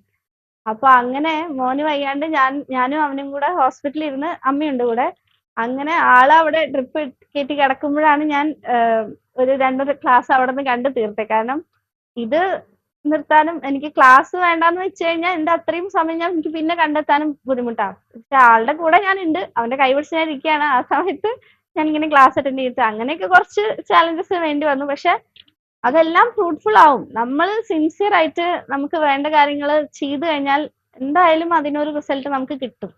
നമ്മുടെ ഈ PSC ജേർണി എന്ന് പറയുന്നത് തന്നെ വളരെ സ്ട്രെസ്ഫുൾ ആണ് അല്ലെ? നമുക്കത് അല്ലാന്ന് പറയാൻ പറ്റില്ല, അതിനെ നിസ്സാരവൽക്കരിക്കാനും പറ്റില്ല. അപ്പൊ ഈ ഒരു ജേർണിയിൽ ഒരു എന്താ പറയാ, ഏറ്റവും അധികം സ്ട്രെസ് അനുഭവിച്ച അല്ലെങ്കിൽ ഒരു മെന്റൽ ഹെൽത്ത് നമുക്ക് അതും വളരെ ഇമ്പോർട്ടന്റ് ആണല്ലോ പ്രിപ്പറേഷൻ സമയത്ത്. കാരണം നമ്മൾ ചിലപ്പോൾ ഡിസപ്പോയിന്റഡ് ആവും, ഫ്രസ്ട്രേറ്റഡ് ആവും. അപ്പൊ അങ്ങനത്തെ സിറ്റുവേഷൻസ് ഒക്കെ ഉണ്ടായിട്ടുണ്ടോ? അത് അത് അങ്ങനെയാണെങ്കിൽ തന്നെ അത് എങ്ങനെയാണ് ഓവർകം ചെയ്തത്? അങ്ങനെ എന്തെങ്കിലും പറയാൻ പറ്റുമോ? കാരണം ഇതൊക്കെ ഇത് കാണുന്ന കുട്ടികൾക്ക് റിലേറ്റ് ചെയ്യാൻ പറ്റും. കാരണം അവരും ഇതേ ഫേസിലൂടെ പോവായിരിക്കും. കാരണം ഇതൊരു ഇൻസ്റ്റന്റ് ആയിട്ട് കിട്ടുന്ന ഒരു സക്സസ് അല്ല. നേരത്തെ പറഞ്ഞതുപോലെ ഒരു ചിലപ്പോൾ ചില ആൾക്കാർക്ക് ഇപ്പോൾ ഓൾറെഡി വർക്ക് ചെയ്യുന്ന, കാരണം എല്ലാ കുട്ടികളും ചോദിക്കുന്ന ഒരു കാര്യമാണ് വർക്ക് ചെയ്തുകൊണ്ട് പഠിക്കാൻ പറ്റും എന്നുള്ളത്. അപ്പൊ അതിന്റെ ഏറ്റവും നല്ല ഉദാഹരണമാണ് അമ്പിളിയുടെ ഒരു സക്സസ് എന്ന് പറയുന്നത്. വർക്ക് ചെയ്തുകൊണ്ടാണ് പഠിച്ചത്. ഒരു മദർ ആയിരുന്നു, അതുപോലെ തന്നെ ബാക്കിയുള്ള ഡ്യൂട്ടീസ് ഉണ്ട്, റെസ്പോൺസിബിലിറ്റീസ് ഉണ്ട്. അപ്പോൾ നമുക്ക് അതിന്റെ കൂടെ തന്നെ ഇത് കൊണ്ടുപോകുമ്പോൾ നമുക്ക് ഒരുപാട് സ്ട്രെസ് ഉണ്ടാവും അല്ലെ? നമ്മൾ ഫ്രസ്ട്രേറ്റഡ് ആവും, ചിലപ്പോൾ നമ്മൾ വിചാരിക്കുന്ന പെട്ടെന്ന് ഒരു സക്സസ് കണ്ടില്ല എന്ന് വരും. അപ്പോൾ ഇതെങ്ങനെയാണ് ഈ ഒരു മെന്റൽ ഹെൽത്തും ഒക്കെ നമ്മൾ കീപ്പ് ചെയ്യുക? അതൊന്ന് പറയാമോ? മെയിൻ ആയിട്ട് നമ്മൾക്കൊരു കൺഫ്യൂഷൻ അല്ലെങ്കിൽ ഒരു ഡൗട്ട് വരുന്നത് എങ്ങനെയാന്ന് വെച്ചാല്, ഫാമിലിക്ക് വേണ്ട ടൈം കൊടുക്കാൻ പറ്റുന്നില്ലേ? കാരണം അത് നമ്മുടെ ഒരു റെസ്പോൺസിബിലിറ്റി ആണല്ലോ. അപ്പൊ അങ്ങനത്തെ സമയത്താണ് എനിക്ക് കുറച്ച് സ്ട്രെസ്ഡ് ആവുക. കാരണം അവന്റെ കാര്യങ്ങൾ ചെയ്യാൻ പറ്റുന്നില്ലേ? പിന്നെ ആ സമയത്ത് ഇപ്പൊ ഞാൻ എന്തെങ്കിലും പ്രിപ്പയർ ചെയ്യുമ്പോ ഇപ്പൊ ചിലപ്പോ അച്ഛനും അമ്മയും ആരെങ്കിലും കുഞ്ഞിനെ നോക്കുമ്പോ അവൻ വാതിൽ വന്ന് മുട്ടും. അപ്പൊ അമ്മ അവിടെ ഉണ്ട് എന്ന് അറിഞ്ഞിട്ട് ചിലപ്പോ അപ്പൊ എനിക്ക് പുറത്തു വരാൻ പറ്റുന്നില്ലെങ്കിൽ അങ്ങനത്തെ ചില ലൈക്ക് എക്സാം അടുക്കെയുള്ള സമയത്തൊക്കെ ചിലപ്പോ അങ്ങനെ ഇരിക്കേണ്ടി വന്നിട്ടുണ്ട്. അവൻ പുറത്ത് വേറെ ആരുടെയും കൂടെ വിട്ടിട്ട് ഞാൻ ഉള്ളിലിരുന്ന് പഠിക്കും. അപ്പൊ ആ സമയത്തൊക്കെ നമുക്ക് ഭയങ്കര പെയിൻഫുൾ ആണ്. കാരണം കുട്ടി അമ്മ എന്ന് പറഞ്ഞ് കരയുന്നുണ്ട്. പക്ഷെ ഞാനിപ്പോ അവന്റെ അടുത്ത് പോയി കഴിഞ്ഞാൽ ഞാൻ ഇപ്പൊ എന്റെ ഈ ഒരു കണ്ടിന്യൂറ്റി പോവും, ക്ലാസ് കേൾക്കണം, എനിക്ക് പ്രിപ്പയർ ചെയ്യണം. അപ്പൊ ആ സമയത്തൊക്കെയാണ് നമുക്ക് ഭയങ്കര ഒരു വിഷമം തോന്നിയിട്ടുള്ള സിറ്റുവേഷൻസ്. അങ്ങനെയൊക്കെ ഇരിക്കുമ്പോ ഞാൻ വേഗം ആ സമയത്ത്, പക്ഷെ ഞാൻ പോയി കഴിഞ്ഞാൽ പിന്നെ എനിക്ക് ആ ഒരു സമയം പിന്നെ പഠിക്കാനും പറ്റില്ല. അപ്പൊ അത് തൽക്കാലം വേഗം എങ്ങനെയെങ്കിലും ക്ലാസ് കേട്ട് തൽക്കാലം അങ്ങോട്ട് മൈൻഡ് കൊടുക്കാണ്ട് ഇരുന്ന് പഠിച്ച് പിന്നെ അതിനുശേഷം ഞാൻ അവന്റെ കൂടെ ഒന്ന് പുറത്ത് പോയിട്ട് വരും, ഒന്ന് നടക്കാനോ അങ്ങനെയൊക്കെ. അപ്പൊ എനിക്ക് കുറച്ചും കൂടി ഒരു റിലാക്സിങ് ആണ്. ലൈക്ക് അവന്റെ കൂടെ ഉണ്ട് എന്നൊരു തോന്നല് കിട്ടും. അതായിരുന്നു എനിക്കുണ്ടായിരുന്ന ഒരു മെയിൻ വിഷമം പഠിക്കുന്ന സമയത്ത്. അങ്ങനെ 10 to 5 അല്ലെങ്കിൽ ജോലി ചെയ്യുന്ന സമയത്ത് എന്തായാലും അവന്റെ കൂടെ ഇല്ല. അപ്പൊ വീട്ടിലുള്ളപ്പോഴും അവൻ എന്നെ കിട്ടുന്നില്ലെങ്കിൽ ചില വീക്കെൻഡ്സിലാവുമല്ലോ ഇപ്പൊ പരീക്ഷേന്റെ അടുത്ത് നമ്മൾ ഇങ്ങനെയൊക്കെ ഇരുന്ന് പ്രിപ്പയർ ചെയ്യേണ്ടി വരിക. അപ്പൊ ആ സമയത്ത് അതിന് ശേഷം കുറച്ചു നേരം ആളുടെ കൂടെ ഒന്ന് നടക്കാനൊക്കെ പോകും. അങ്ങനെയൊക്കെ ആയിരുന്നു ചെയ്തായിരുന്നു. എങ്ങനെയാണ് ഫാമിലിയുടെ ഒരു സപ്പോർട്ട് അമ്പിളിക്ക് എങ്ങനെയായിരുന്നു ഈ ഒരു പ്രിപ്പറേഷൻ ജേർണിയിൽ ഉണ്ടാവുക? അതൊന്ന് പറയാമോ? എനിക്ക് മെയിൻ ആയിട്ട് ഇപ്പൊ സെൽഫ് മോട്ടിവേഷൻ വേണമെന്ന് ഞാൻ പറഞ്ഞല്ലോ. ആ ഒരു മോട്ടിവേഷൻ നമുക്ക് ഉണ്ടെങ്കിൽ നമ്മളൊരു കാര്യം ചെയ്യാൻ ഇറങ്ങുമ്പോൾ അതിന് നമ്മുടെ ഫാമിലി സപ്പോർട്ട് ഉണ്ടെങ്കിൽ നമുക്ക് അതിൽ 100% ചെയ്യാൻ പറ്റും. ലൈക്ക് സക്സസ് കിട്ടോ ഇല്ലയോ എന്നല്ല, നമുക്കതിൽ 100% നമ്മുടെ നമ്മുടെ എഫേർട്ട് ഇൻപുട്ട് ഇടാം. നമ്മുടെ എഫേർട്ട് ഇടാൻ പറ്റും. അപ്പൊ അതിന് തന്നെ ഫാമിലി ഭയങ്കരമായിട്ട് സപ്പോർട്ട് ചെയ്തിട്ടുണ്ട്. എസ്പെഷ്യലി ഹസ്ബൻഡിന്റെ കാര്യം എടുത്ത് പറയേണ്ട, ആളുടെ സപ്പോർട്ട് ഇല്ലാണ്ട് നമുക്കൊന്നും നടക്കില്ല. പക്ഷെ ആളുടെ പുറമെ ആളുടെ പാരന്റ്സ്, എന്റെ ഇൻലോസിന്റെ കൂടെ തന്നെയാണ് ഞാൻ താമസിച്ചത്. ഞാൻ കല്യാണത്തിന് ശേഷം ഫുൾ അവരുടെ കൂടെ തന്നെയാ. അപ്പോഴും അവരുടെ ഒരു ഹോൾ ഹാർട്ടഡ് സപ്പോർട്ടാണ്. ഒരു പ്രാവശ്യം പോലും ഞാൻ പഠിക്കുമ്പോൾ ഞാൻ അവരുടെ ഒരു നെഗറ്റീവ് ആയിട്ട് എനിക്ക് ഒരു ഫീലിംഗ് ഉണ്ടായിട്ടില്ല. അപ്പൊ അങ്ങനെ എനിക്ക് ചെയ്യാം. അവരുടെ ആ ഒരു പോസിറ്റീവ് മെന്റാലിറ്റി എന്നെ ഒരുപാട് ബൂസ്റ്റ് ചെയ്തിട്ടുണ്ട്. ഒരു വലിയ കാര്യമാണ്. അത് എല്ലാവരും മനസ്സിലാക്കി സപ്പോർട്ട് ചെയ്യുകയാണെങ്കിൽ എല്ലാവർക്കും അത് ചെയ്യാൻ പറ്റും തന്നെയാണ് എനിക്ക് തോന്നുന്നത്. അപ്പൊ അവർ ഇത്രയും സപ്പോർട്ട് ചെയ്യുമ്പോൾ നമുക്ക് നമ്മുടെ ഉത്തരവാദിത്തം കൂടുകയാണ്. അതെ അതെ അതെ. അപ്പോഴാണ് എനിക്ക് സത്യം പറഞ്ഞാൽ അവർ ഇത്രയും സപ്പോർട്ട് ഉണ്ട്. അപ്പോൾ ഞാൻ എന്റെ 100% ഇട്ടിട്ടില്ലെങ്കിൽ അത് ഞാൻ അവരോടും കൂടി ചെയ്യുന്ന ഒരു ഇതല്ലേ എന്നുള്ള ഒരു തോന്നൽ എനിക്ക് ഉണ്ടായിരുന്നു. അപ്പൊ അതുകൊണ്ടാണ് എനിക്ക് കുറച്ചും കൂടി I have to do this. അത്രയും സപ്പോർട്ട് കിട്ടിയിട്ടും ഞാൻ ചെയ്തിട്ടില്ലെങ്കിൽ അത് എന്റെ മാത്രം ഒരു കുറവാണ്, ഫെയിലിയർ ആണെന്ന് തോന്നിയിട്ട്. അപ്പൊ എനിക്കത് കുറച്ചും കൂടി ബൂസ്റ്റ് ആണ് എന്റെ കാര്യങ്ങളെല്ലാം പ്രോപ്പർ ആയിട്ട് പഠിക്കാനും കുഞ്ഞിനെ നോക്കാനും ഒക്കെ. അതെ. നമ്മൾ നേരത്തെ സംസാരിച്ചപ്പോൾ പറഞ്ഞിരുന്നു, ഞാൻ ഒരു റാങ്ക് ലിസ്റ്റിൽ ഏറ്റവും ലാസ്റ്റ് ആള് ആണെന്ന് വിചാരിച്ചിട്ടാണ് പഠിച്ചു തുടങ്ങുന്നത്. അപ്പൊ അത് എനിക്കും അതൊരു പുതിയ ഒരു ഇതാണ്. കാരണം ആ ഒരു മൈൻഡ് സെറ്റ് എങ്ങനെയാണ് നമ്മളെ ഹെൽപ്പ് ചെയ്യുക, അതൊന്ന് പറയാം. അമ്പിളി എങ്ങനെയാണ്, അതായത് അമ്പിളി വിചാരിക്കുന്നത് ഒരു റാങ്ക് ലിസ്റ്റിൽ ഞാൻ ഏറ്റവും ലാസ്റ്റ് ആയിട്ടാണ് നിൽക്കുന്നത്, അതുകൊണ്ട് ഞാനിത് പഠിച്ചേ പറ്റുള്ളൂ, അല്ലെങ്കിൽ ഞാൻ ബാക്കി എല്ലാവരും എൻ്റെ ഫ്രണ്ടിലാണ്, അല്ലെങ്കിൽ ബാക്കി എല്ലാവർക്കും എന്നെക്കാൾ നന്നായിട്ട് കാര്യങ്ങൾ അറിയാം. അപ്പൊ ആ ഒരു മൈൻഡ് സെറ്റ് എങ്ങനെയാണ് ബിൽഡ് ചെയ്യുന്നത്, അതെങ്ങനെ ഡെവലപ്പ് ചെയ്തുകൊണ്ട് പോകുന്നു, അതൊന്ന് പറയാം. എന്റെ കാര്യത്തിൽ അതായിരുന്നു എന്റെ ഒരു മെയിൻ ഫയർ. അതായത് ഞാൻ പറഞ്ഞ പോലെ എൻറ്റയർലി ഡിഫറെന്റ് ആയ ഒരു ഫീൽഡിൽ നിന്ന് വരികയാണ്. സ്റ്റാർട്ട് ചെയ്തു, പഠിക്കാൻ തുടങ്ങി. അപ്പോ എനിക്ക് ചെയ്യുന്ന ക്വസ്റ്റ്യൻസ് ആദ്യം ആൻസർ ചെയ്യാൻ പറ്റുന്നില്ല. അപ്പൊ ഞാൻ എന്നെ തന്നെ like I have to keep going എന്ന് വെച്ചാൽ ഞാൻ എന്നെ തന്നെ പറഞ്ഞു പഠിപ്പിച്ച ഒരു കാര്യമാണ്. ഞാനാണ് ഇപ്പോ പഠിക്കാൻ ഈ എക്സാമിന് അപ്ലൈ ചെയ്തതിൽ ഏറ്റവും ലാസ്റ്റ് നിൽക്കുന്ന ആള്. ഞാൻ ഈ എക്സാം എഴുതുകയാണെങ്കിൽ ഞാൻ അതില് ഒരു മിനിമം എങ്കിലും എന്താ പറയാ എബോവ് ആയിട്ട് വരണം. അത് ചെയ്യണമെങ്കിൽ ഞാൻ 100 അല്ല അതിലും കൂടുതൽ എഫേർട്ട് ഇട്ടാലേ എനിക്ക് ബാക്കിയുള്ളവരുടെ കൂടെ എത്താൻ പറ്റൂ. ആക്ച്വലി എല്ലാം ഒരു റേസ് പോലെ തന്നെയാണല്ലോ. അപ്പൊ അതൊരു വലിയ, ഞാൻ എന്നെ തന്നെ കീപ് ഗോയിങ് ആക്കി വെച്ച ഒരു മെയിൻ ഫയർ അതായിരുന്നു. ഞാനാണ് ഇപ്പൊ ഇതിൽ ഏറ്റവും ബാക്കിൽ നിന്ന് എന്നെ തന്നെ പറഞ്ഞ് പഠിപ്പിച്ചിട്ടാണ് ഞാൻ തുടങ്ങുന്നത്. അങ്ങനെയാണ്. അപ്പോ you have to come up എന്ന് ഒരു ഇത് എനിക്ക് വരും. ഗ്യാപ്പില്ല. അതെ അതെ, you don't have any excuses. Okay. നമ്മൾ ഓൾറെഡി ഒരു ജോലിയിൽ നിന്നാണ് ഇതിലേക്ക് പോകുന്നത്. അപ്പൊ അതിൽ തന്നെ ഇൻസ്പെക്ടറേറ്റ്, അതുപോലെ തന്നെ അസിസ്റ്റന്റ് പ്രൊഫസർ. അപ്പൊ അസിസ്റ്റന്റ് പ്രൊഫസറുള്ള എക്സാംസിന് നമുക്കറിയാം വേക്കൻസീസ് കമ്പാരിറ്റീവ്ലി മറ്റുള്ള പോസ്റ്റുകൾ, ഇപ്പോൾ KCB assistant engineer, sub engineer അത്രയും വേക്കൻസീസ് മാസമായിട്ട് വരുന്നതല്ല. അപ്പൊ അങ്ങനെ വേക്കൻസീസ് കമ്പാരിറ്റീവ്ലി കുറവൊരു പോസ്റ്റ്, അതൊരു ഡ്രീം ജോബാക്കി വെച്ച് മുന്നോട്ട് പോകാനുള്ള ഒരു ധൈര്യം അത് എവിടെ നിന്നാണ് കിട്ടിയത്? അല്ലെങ്കിൽ അതെങ്ങനെയാണ് അങ്ങനെ ഒരു മൈൻഡ് സെറ്റ് ഡെവലപ്പ് ചെയ്തത്? ഞാനിത് അച്ചീവ് ചെയ്തേ വരും, ഈ ഫയർ ബിൽഡ് ചെയ്യുമ്പോൾ നമുക്ക് അപ്പോഴും ഒരു ഹോപ്പ്, ഒരു പ്രതീക്ഷ വേണമല്ലോ, അതെങ്ങനെയാണ്? എന്റെ സ്റ്റാർട്ടിങ് ഇൻസ്പെക്ടറേറ്റ് തന്നെയാണ് എന്റെ ഫസ്റ്റ് ആ ഒരു ഫയറിന്റെ ഒരു കാര്യം. കാരണം ആ ഒരു ഡിപ്പാർട്ട്മെന്റിൽ വർക്ക് ചെയ്യണം എന്നുള്ള ഒരു ആഗ്രഹത്തിലാണ് ഞാൻ തുടങ്ങുന്നത്. അത് തുടങ്ങി ഇങ്ങനെ ക്ലാസ്സസ് അറ്റൻഡ് ചെയ്തു. ഞാൻ പറഞ്ഞല്ലോ സ്കോറിന്റെ ഞാൻ ക്രാഷ് കോഴ്സ് മാത്രമേ എടുത്തിട്ടുണ്ടായുള്ളൂ. അന്ന് ഇൻസ്പെക്ടറേറ്റ് പരീക്ഷ എഴുതിയതിനു ശേഷം മാർക്ക് കുഴപ്പമുണ്ടായിരുന്നില്ല, ഒരു 73 എങ്ങാനും ഉണ്ട്. പക്ഷെ അപ്പോഴും ഞാൻ എവിടെയാണ്, ഒന്നാമത് ബാക്കിയുള്ളവരുടെ കൂടെ മാർക്കിനെ ഡിപ്പെൻഡ് ചെയ്തിട്ടല്ലേ നമ്മുടെ പൊസിഷൻ വരിക. അപ്പൊ എനിക്ക് വേറെ കോണ്ടാക്ട്സ് ഉണ്ടായിരുന്നില്ല. എങ്ങനെ ആരെങ്കിലും വിളിച്ചിട്ട് എങ്ങനെയായിരുന്നു പരീക്ഷ എന്നൊന്നും ചോദിക്കാം. അന്ന് ഞാൻ മൂവാറ്റുപുഴയിലാണ് വർക്ക് ചെയ്യണേ. അതിനുശേഷം പിന്നെയാണ് ഞാൻ വിചാരിച്ചത് അപ്പൊ എപിക്ക് കുറച്ചുകൂടെ നന്നായിട്ട് പ്രിപ്പയർ ചെയ്യണം. അപ്പൊ ഇൻസ്പെക്ടറേറ്റിന് ഞാൻ അങ്ങനെ പരീക്ഷ എഴുതി. അതിനുശേഷം ഞാൻ നോക്കുമ്പോൾ ഇനി അപ്ലൈ ചെയ്തതില് എനിക്ക് AP എക്സാം ആണ് മെയിൻ എക്സാം ആയിട്ടുള്ളത്. പിന്നെ KCBI അങ്ങനെ ഉണ്ട്. പക്ഷെ ഉള്ളതിൽ കുറച്ച് ടോപ്പായിട്ട് നിൽക്കുന്ന ഒരു എക്സാം AP ആയതുകൊണ്ട് എന്നാ പിന്നെ ഇതില് കുറച്ചും കൂടി എഫേർട്ട് ഇട്ട് പഠിക്കണം. അപ്പോഴും വേക്കൻസീസ് കുറവാണ്, കിട്ടുമല്ലോ എന്ന് അറിയില്ല. പക്ഷെ എന്നാലും ഞാൻ ചെയ്യാത്തത് കൊണ്ട് കിട്ടിയിട്ടില്ല എന്നുള്ള ഒരു കുറ്റബോധം ഉണ്ടാവരുത് എന്നുള്ള രീതിയിലാണ്. പിന്നെ എപിയുടെ ഫുൾ കോഴ്സ് എടുത്തിട്ട് അന്ന് മുതൽക്കേ വീണ്ടും അപ്പൊ കുറച്ചും കൂടി നമുക്ക് സബ്ജക്റ്റ് ആയിട്ട് കോണ്ടാക്ട് ലൈക്ക് ടച്ച് ഉണ്ടല്ലോ. അങ്ങനെ കുറച്ചും കൂടി നന്നായിട്ട് എനിക്ക് ചെയ്യാൻ പറ്റും എന്ന് ഞാൻ എന്നെ തന്നെ പറഞ്ഞ് വിശ്വസിപ്പിച്ച് അങ്ങനെ തുടങ്ങിയതാണ് എപിക്ക് വേണ്ടിയിട്ട്. നമ്മളുടെ ഒരു പ്രിപ്പറേഷൻ, നമ്മൾ ക്ലാസ് കണ്ടു, അതുപോലെ തന്നെ നോട്ട്സ് എഴുതി. പിന്നെ എങ്ങനെയായിരുന്നു പ്രാക്ടീസ്? അതായത് ക്വസ്റ്റ്യൻസ് പ്രാക്ടീസ് ചെയ്യുമായിരുന്നോ? ടെസ്റ്റുകൾ എഴുതുന്നത്, ടെസ്റ്റുകളൊക്കെ എഴുതുമ്പോൾ മാർക്കുകൾ, അപ്പോൾ നമ്മുടെ ഓൺലൈൻ ടെസ്റ്റുകളൊക്കെ എഴുതുമ്പോൾ മാർക്കുകൾ, അത് അത് ആ ഒരു രീതിയിൽ ഒന്ന് പറയാം. പ്രിപ്പറേഷൻ, അതായത് ഇപ്പോൾ നമ്മൾ ഇപ്പോൾ ഒരു ഇത്രയും കോർ സബ്ജക്ട്സ് പഠിക്കുമ്പോൾ നമുക്കറിയാം ഡിഫറെൻറ്റ് സ്റ്റേജസ് ഉണ്ടല്ലേ. ക്ലാസ് കാണുന്നു, അല്ലെങ്കിൽ നമ്മൾ സബ്ജക്റ്റ് പഠിക്കുന്നു, അതിനുശേഷം നമ്മൾ അതിൻ്റെ നോട്ട് പ്രിപ്പയർ ചെയ്യുന്നു, പിന്നെ വരുന്നൊരു സ്റ്റേജാണ് പ്രാക്ടീസ്, പിന്നെ സെൽഫ് ഇവാലുവേഷൻ അല്ലെങ്കിൽ നമ്മുടെ എക്സാംസ് എഴുതുക. ആ ഒരു സ്റ്റേജസ് എങ്ങനെയായിരുന്നു? അതിലുള്ള പോരായ്മകൾ എങ്ങനെയാണ് ഓവർകം ചെയ്തത്? അതായത് അതിൽ വരുന്ന തെറ്റുകൾ അതെങ്ങനെയാണ് അടുത്ത തവണ തെറ്റ് വരാത്ത രീതിയിൽ എങ്ങനെയാണ് അമ്പിളി അത് മേക്ക് ഓവർ ചെയ്തത് എങ്ങനെയാണ്? ഞാൻ ഫസ്റ്റ് ടൈം പഠിക്കുമ്പോൾ ഞാൻ ഇതേപോലെ മെയിൻ ആയിട്ട് ഫുൾ ടോപ്പിക്സിന്റെ എക്സാംസ് ചെയ്യില്ല, എഴുതില്ല. ഞാൻ റിവൈസ് ചെയ്യുമ്പോഴാണ് ഞാൻ എക്സാംസ് എഴുതി തുടങ്ങുക. അപ്പൊ എനിക്ക് കുറച്ചും കൂടി അതാണ് എന്റെ കാര്യത്തിൽ നല്ലത് തോന്നുന്നത്. അപ്പൊ എനിക്ക് അറിയുന്നതൊക്കെ വേഗം വേഗം ചെയ്ത് പോയിട്ട് പിന്നെ അറിയാത്തത് മാത്രം പിന്നെ ഞാൻ ഒരു ബുക്കിൽ നോട്ട് ചെയ്ത് വെക്കും. ഏതായിരുന്നു എനിക്ക് അറിയാത്ത ക്വസ്റ്റ്യൻ, പിന്നെ അതിനെ ഒന്ന് കുറച്ചും കൂടി അതിന്റെ ബാക്കിലായിട്ട് അതിൽ എന്തൊക്കെയാണ് ആ ഭാഗത്ത് നിന്ന് വരിക എന്നുള്ളതൊന്ന് റെഫർ ചെയ്ത് ആ നോട്ടിൽ ഞാൻ ജസ്റ്റ് എഴുതി വെക്കും.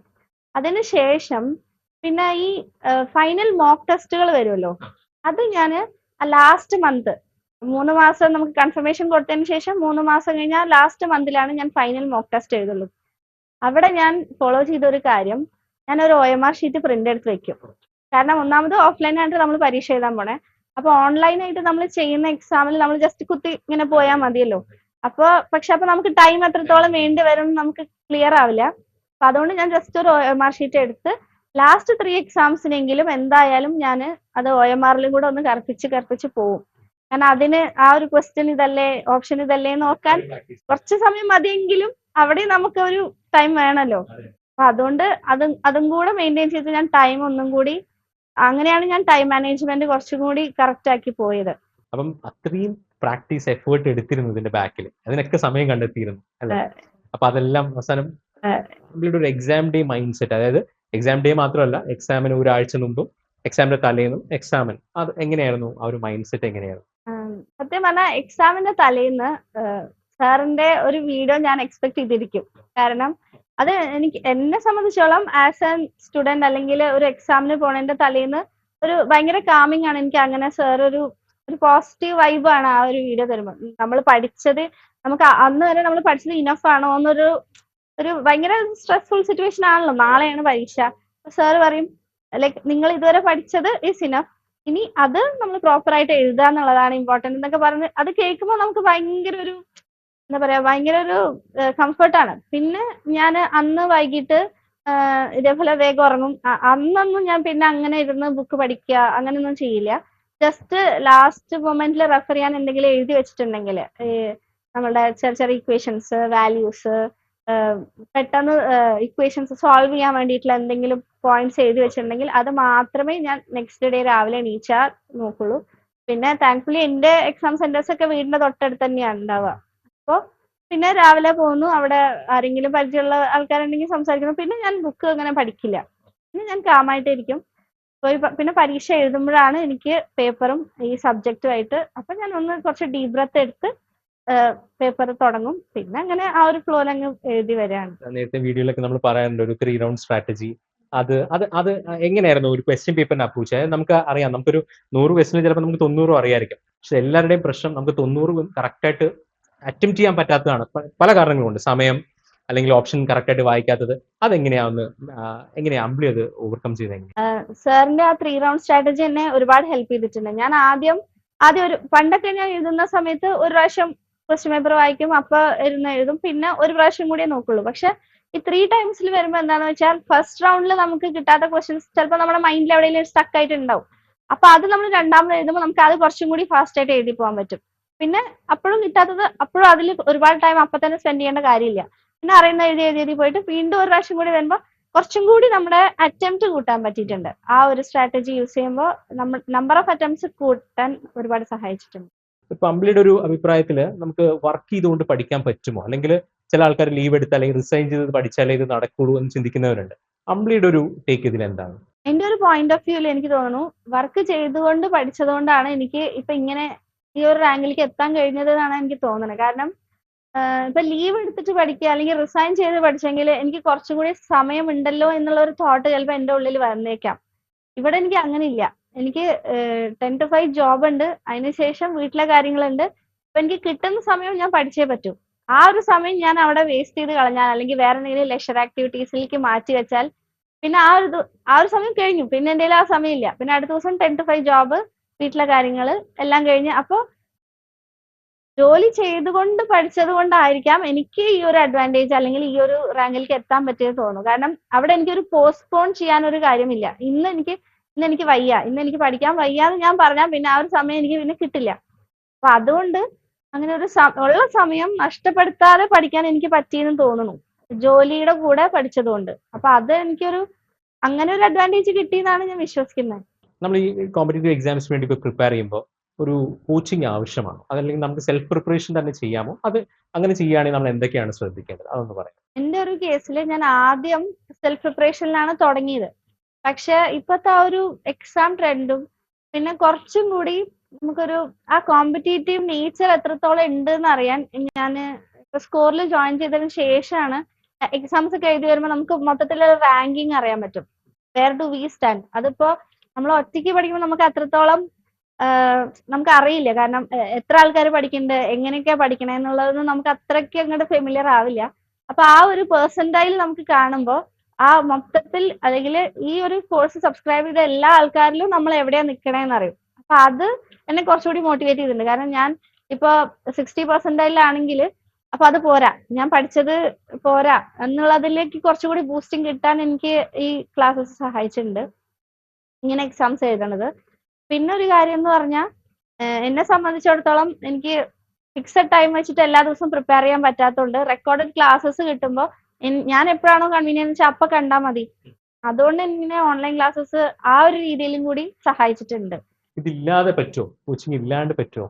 ഇതില്ലാണ്ട് ഇങ്ങനത്തെ ഒരു സാഹചര്യം ആയതുകൊണ്ട് എനിക്ക് കഴിയില്ല. ബാക്കി എനിക്ക് എല്ലാവരുടെയും കാര്യം നമുക്കറിയില്ല.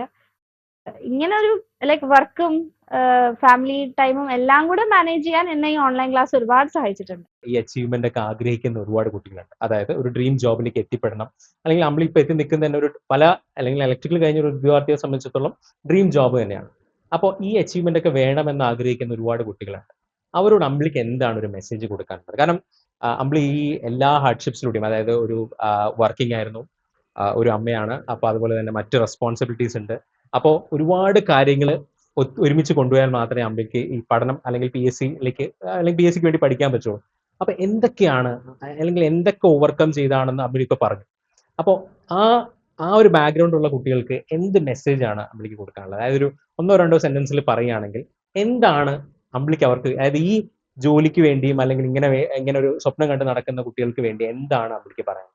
മെയിനായിട്ട് നമ്മൾ ഒരു പ്രാവശ്യം തീരുമാനിച്ചു കഴിഞ്ഞാൽ നമുക്ക് എന്തെങ്കിലും ഒന്ന് അല്ലെങ്കിൽ നമ്മുടെ ഒരു ഡ്രീം ജോബ് ഉണ്ട്, അതിനു വേണ്ടി വർക്ക് ചെയ്യണം നമ്മൾ തീരുമാനിച്ചു കഴിഞ്ഞാൽ ആ ഒരു ഫയർ കളയാതിരിക്കാം. ബാക്കി എല്ലാം കാര്യങ്ങളും വിൽ ഫോൾ ഇൻ പ്ലേസ്. നമ്മളുടെ ഉള്ളില് ആ ഒരു ഇന്റൻഷൻ അത് പ്യുവർ ആയിട്ട് നമ്മൾ പ്രോപ്പർ ആയിട്ട് നമ്മൾ വർക്ക് ചെയ്യാൻ റെഡി ആണെങ്കിൽ അതൊരിക്കലും ഡ്രോപ്പ് ചെയ്യരുത്. പിന്നെ ബാക്കിയുള്ള കാര്യങ്ങളെല്ലാം ടൈം മാനേജ്മെന്റ് ഇമ്പോർട്ടന്റ് ആണ്.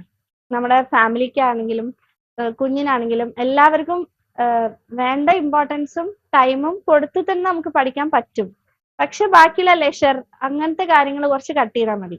ഇങ്ങനെ പിന്നെ നമുക്ക് ഒരുപാട് നമ്മുടെ ടൈം കൺസ്യൂം ചെയ്യുന്ന scrolling, mobile videos, social media, Instagram, YouTube അതൊക്കെ കട്ട് ചെയ്ത് നമുക്ക് വേണ്ടതിന് സമയം കൊടുത്ത് പഠിക്കുക ബാക്കി ടൈം. ഇതൊക്കെ ചെയ്താൽ എല്ലാവർക്കും അച്ചീവ് ചെയ്യാൻ പറ്റുന്ന തന്നെയാണ്. അല്ലാണ്ട് ഇപ്പൊ ഇത് കിട്ടിയ ആളും കിട്ടാത്ത ആളും തമ്മിൽ വലിയ ഡിഫറൻസ് ഒന്നുമില്ല. പക്ഷെ നമ്മുടെ ടൈം നമ്മൾ പ്രോപ്പർ ആയിട്ട് മാനേജ് ചെയ്താൽ everybody can do there best. അവർക്ക് വേണ്ടത് അച്ചീവ് ചെയ്യാൻ കഴിയുമെന്നാണ് ഞാൻ വിശ്വസിക്കുന്നത്.